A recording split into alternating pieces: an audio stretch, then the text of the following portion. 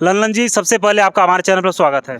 आपके चैनल पे जितने दर्शक बंधु जुड़े हुए हैं उनका भी मैं अपने दिल की अनंत गहराई से हार्दिक स्वागत अभिनंदन वंदन करता हूं और आपका भी स्वागत अभिनंदन वंदन करता हूं। अभी हाल ही में देखा गया, जिस पार्टी से आप जुड़े हैं उस पार्टी के लोगों के द्वारा ओम प्रकाश राजभर का श्रद्धांजलि किया गया। ये क्यों किया गया है?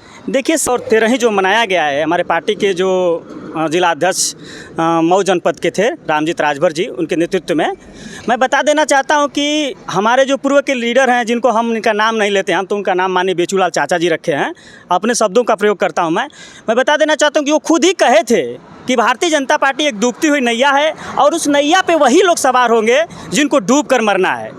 तो हम लोग तो यही जाने कि 18 तारीख को वो उस नैया पे चढ़े और जाकर कहीं गंगा जी में बैठ के नैया चल रहे थे और नैया डूब गई और उसी नैया में डूब के उनका क्रियाक्रम हो गया।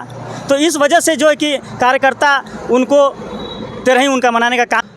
कहा जा रहा है कि ओम प्रकाश राजभर एक बार फिर से भाजपा से गठबंधन कर चुके हैं और आने वाले समय में पूर्वांचल से वो अपने प्रतिनिधि को उतारेंगे। क्या राजभर समाज उनका साथ फिर से एक बार देगा? देखिए, भारतीय जनता पार्टी की मैं क्या बात करूं। भारतीय जनता पार्टी में एक कैबिनेट मंत्री हैं, बनारस के ही हैं, वो भी अनिल राजभर जी, माननीय अनिल राजभर जी। वो कहते थे कि कल तक कहते थे असलम राजभर, कोई वैकेंसी नहीं असलम राजभर के लिए। आज न जाने माननीय योगी आदित्यनाथ जी ने या भारतीय जनता पार्टी के जो बड़े लीडर हैं, पता नहीं कौन से ऐसे फेविक्विक से उनके ज़ुबान को बंद कर दिया है कि एक बार भी आज ओम प्रकाश राजभर के बारे में उनकी ज़ुबान नहीं खुल रही है। सोचने वाली बात है, ये कैसी राजनीति है? ये पूर्वांचल की राजनीति किस दिशा में लेके जा रहे हैं आजकल के नेता, ये तो हम सब समझ नहीं पा रहे हैं। और कहीं ना कहीं आप मीडिया के बंधु हैं, आप भी इस पर रोज़ चर्चा कर रहे हैं। लेकिन बता देना चाहता हूँ आपसे कि ये समझना बड़ा मुश्किल हो गया है कि किस नेता पर विश्वास किया जाए। जनता एकदम परेशान है, त्राहिमाम कर रही है कि मतलब हम किस पे भरोसा करें।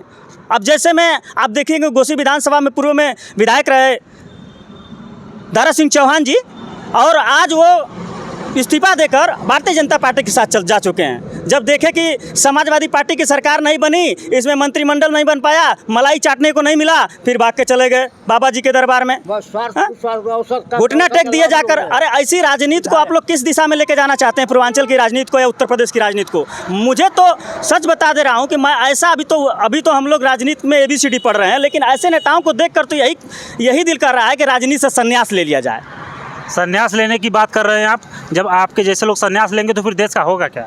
अब इसको जनता को समझना पड़ेगा ना, जो जनता जनार्दन है, जो हमारे उत्तर प्रदेश की जनता है, उसको समझना पड़ेगा ना कि आज चाहे किसी दल का भी नेता हो, ऐसे दल बदलू नेता को और ऐसे भगेड़ू नेता को जो समाज का सामना न कर पाए, पैसे के दम पे चुनाव जीते, इसको समाज को, ऐसे समाज के नेता को बहिष्कार करना चाहिए, चाहे किसी भी समाज का, किसी भी दल का नेता हो। आप मुझे बताइए, आप चूँकि कई बार देख चुके हैं और कहीं ना कहीं ओम प्रकाश राजभर को आप किस तरीके से देखते हैं? मैं उनको बस इतना जानता हूं कि देखिए, वो भारतीय समाज पार्टी को एक प्राइवेट लिमिटेड कंपनी बना चुके हैं और वो जब भी गठबंधन करते हैं, आप देखते होंगे सोशल मीडिया के माध्यम से, सिर्फ एक पिताजी और 2 बेटे, वही लोग जाते हैं माननीय योगी आदित्यनाथ जी से मिलने, माननीय अमित शाह जी से मिलने, माननीय JP नड्डा जी से मिलने। बाकी कोई राजभर का बेटा उन राजभर वंश में पैदा नहीं है जाकर गठबंधन करने के लिए या गठबंधन की बात करने के लिए बैठकर उनके साथ। किसी राजभर के ऊपर विश्वास करते ही नहीं है ओम प्रकाश राजभर। फिर भी राजभर समाज उनका साथ दे रहा है, लगातार जिंदाबाद कर रहा है। 20 सालों से, जैसे हमारे जैसे कार्यकर्ता और कह लीजिए तो यहाँ बहुत सारे कार्यकर्ता जो हैं, जो उनसे अलग होकर पार्टी दल बनाए हैं, 20 सालों से जिन राजभर समाज को हम लोगों ने ये विश्वास दिलाया कि नहीं, आप ओम प्रकाश राजभर के साथ मजबूती से खड़ा होइए, हमारे हक और हिस्सेदारी की बात करता है, हमारे अधिकार की बात करता है, अगर कहीं ना कहीं सत्ता शासन में पहुँचेंगे ये तो हमारे समाज का भला होगा। आज 20 वर्षों से जो समझा के समाज को उसके साथ खड़ा किया, अब उनको समाज से फिर समझा के हटाने में वक्त तो लगेगा ना, एक दिन का तो काम है नहीं। तो हम लोग समझाने का प्रयास कर रहे हैं अपने समाज के लोगों को कि हमारे साथ धोखा हुआ है। हमने ऐसे बनारसी ठग पे विश्वास कर लिया, जो हमारे पिताजी लोग कहते थे कि कहाँ जा रहे हो तुम लोग, किसके साथ जा रहे हो, लेकिन उनकी बातों को इग्नोर करते हुए हम लोगों ने मजबूती से उनका झंडा डंडा पकड़कर और झंडा डंडा धोकर उनको सत्ता में 2017 में हम लोग सत्ता में खड़ा किए। अगर 2017 में वो भाजपा के साथ जाना ही था तो 2017 में भारतीय जनता पार्टी के साथ अगर वो रहते तो आज न जाने कितने गरीब समाज का भला होता। लेकिन अपने निजी स्वार्थ में भारतीय जनता पार्टी के जो मुख्यमंत्री थे माननीय योगी आदित्यनाथ जी, उनको अमर्यादित भाषा का प्रयोग करते हुए और पार्टी से बाहर निकलने का काम किए। बेचू राजभर आप किसको कह रहे हैं?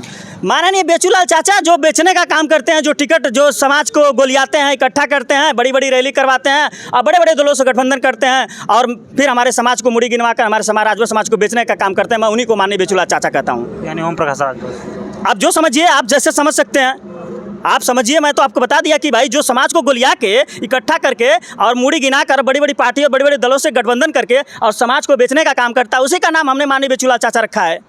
जीते जी व्यक्ति का तिरही मनाना और कहा जाता है कि पितरपक्ष में उनका पिंडदान करना है, कितना सही है? देखिए, उन्हीं का स्टेटमेंट है 2022 से पहले वो हम कहे थे कि योगी मोदी अगर मैं आपको तुमको गुजरात नहीं भेज दिया तो असल माँ बाप के औलाद नहीं। बताइए, ऐसे स्टेटमेंट उनका होता है। ऐसा स्टेटमेंट कहाँ तक शोभित देता है ऐसे राष्ट्रीय नेता को?